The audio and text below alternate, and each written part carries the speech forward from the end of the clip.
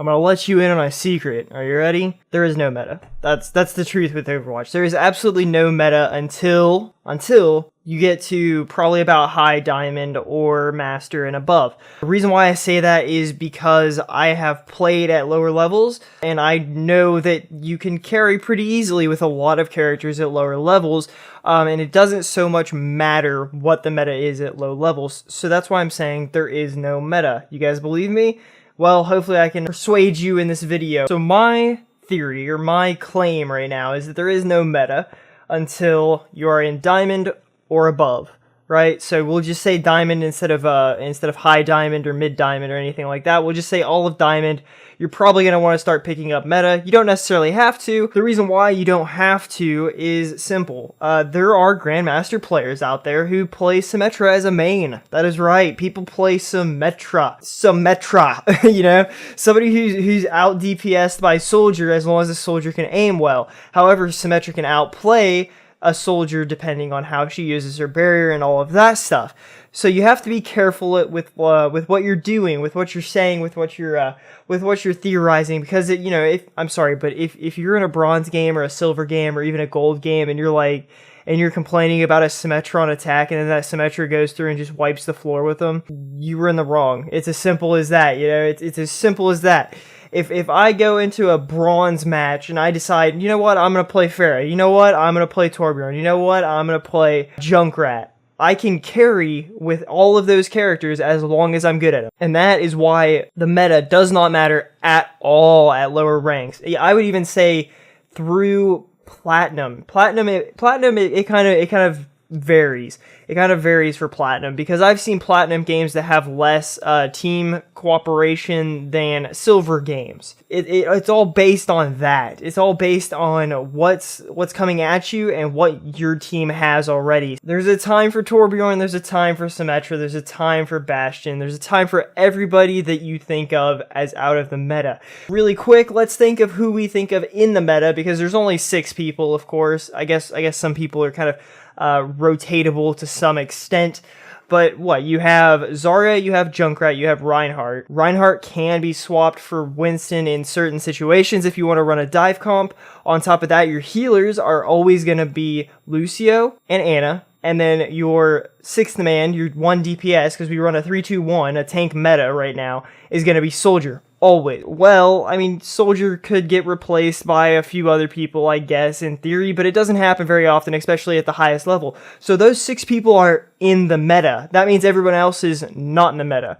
So what this means is that everyone should play those 6 characters, right? Well, no, not really, because I mean, if you're in bronze to silver or bronze to gold, you can carry with pretty much anybody. And this is the secret that a lot of people don't know. Whenever you're doing your comp games and you're below diamond, what you should do is you should play who you can play very confidently and play at a higher level than what you're currently at, right? So what that means is if I'm playing Soldier in a bronze game, that's great because I can play Soldier like a diamond player, so you'll go through the ranks extremely quickly. Same thing for Genji or something like that. You know, if you can play somebody who's very, very strong and can make a huge impact on the game, same thing for Ana, same thing for Zenyatta, you can actually carry your team.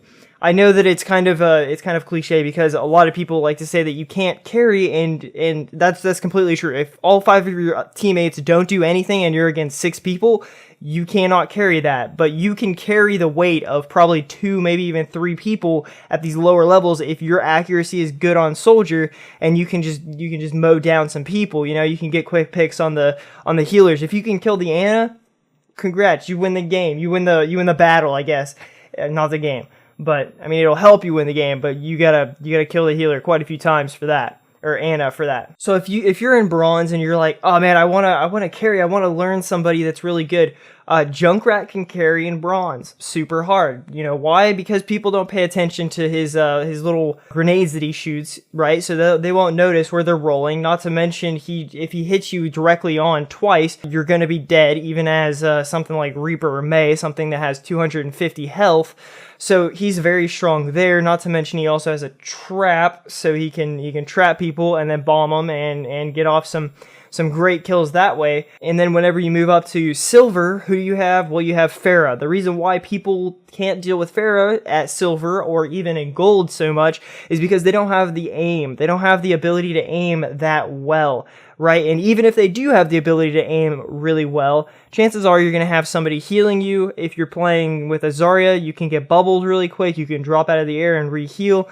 The point of having a Pharah on the map is simple. You want to split the plane of who these people are shooting at. You know, if there's a soldier, he can either shoot at you up in the sky, or he can shoot at the people in front of him. Which one is he going to choose? You want him to take his eyes off of one of these people so that they can have the advantage against him and against his team. Because chances are, Soldier is one of the only DPS that, well, I say that. You're going to get Widows, you maybe a Hanzo, maybe a McCree that can shoot you out of the sky, but Soldier is pretty much the best at it that's actually in the meta right now. And I know I said meta doesn't exist. I'm just saying, like, he's very, very popular in pretty much every game, even at lower levels, as opposed to Widows at kind of every other game, and Hanzo is dependent on his ability to land arrows, and he doesn't have a scope, and they have a travel time and everything like that. So you don't so much have to worry about those characters, but Soldier, as long as he can track you, he's going to melt you pretty quick. So what you want to do is you want to keep your distance away from him, at least to some extent, at least so that he has to burst fire as opposed to just, you know, hold down left click and just melt you. So what I'm saying is don't be around 20 to 30 yards away from him, or any closer than that, of course. If you're good with somebody like Genji, you can do a lot of work on the back line. Genji is very slippery. Genji can get behind people and take out the healers very quickly, especially someone like Zenyatta. So he's a very, very strong pick, especially if you're strong enough with him that you can, you know, quote unquote carry. If you think that you can carry with him, you're in a very, very good spot. So the last hero that I'm going to talk about to carry in a sense, or to just to go out of your current bracket, you know, it's like say you're silver to get to gold pretty quickly. One character that you can play is Roadhog. Right now, Hook 2.0 is currently live. It will be changed here very, very soon to Hook 3.0, which will make him less overpowered. But the way that Hook 2.0 works right now is if you hook somebody, it's going to bring them very close to you, and you're going to be able to kill them pretty much no matter who, to some extent, right? So all healers, most DPS, with the exclusion of possibly a Mei, and then some tanks, but you'll be able to pull them even farther out of position than they currently are. So what I'm saying is that if you get a hook on a Winston, if you get a hook on a Reinhardt, you're going to pull them to you. One left click is not going to kill them entirely. However, your team should see that you've just hooked somebody, especially if it's a tank, and collapse on them and finish that job for you. That is why Roadhog is extremely good right now, is because you don't rely on your team, but whenever it comes down to it, if you pull somebody into your team, they can finish it off. What I mean by you don't rely on your team is you can make the kills by yourself, right? So you can hook somebody, you can kill them.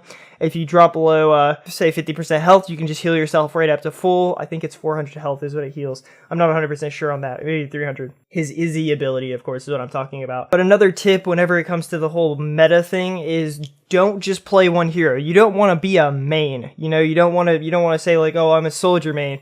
You know, you may play soldier way more than anybody else, but whenever it comes time to fill, you might have to play that Reinhardt or that Anna or whatever it is. So you might have to flex to fill that. So make sure that you learn all of your characters that you need to learn. What I would say is learn a lot of them or all of them. Just learn everybody to some extent. You don't have to be comfortable on everybody, but you have to kind of know what they do, what they bring to the table, what their strengths and weaknesses are. That way, whenever they're on your team, you can help them to cover up their weaknesses. And then whenever they're on the other team, you can exploit those weaknesses with certain picks or certain abilities, certain timing, I guess. So what do you guys think? Do you think there is actually a meta in Overwatch prior to Diamond? Let me know what you think in the comments, because I actually do want to know what you guys think about this, because this is just something that I came up with a couple of nights ago, and I figured why not make a video on it, because it does actually make sense whenever you think about it, and whenever you've played at those levels, and seen people play at those levels, you kind of start to notice that no, there is not really a set meta at this level, or at this SR. It's more of a hero can be good in any situation kind of a thing, depending on how well this person knows the hero and how much damage they can put out or how much healing they can put out, how well they know the hero and how they can control people with that hero. Like Genji, if you can get behind them and turn the entirety of the enemy team around, your team can just shred him, or shred them from behind. So you kind of pinch them in a sense, I guess. But anyway, guys, thank you for watching. I hope you enjoyed. Don't forget to like, comment, and subscribe because it helps my tiny ass channel grow. For joining me, and I will see you in the next episode. Peace.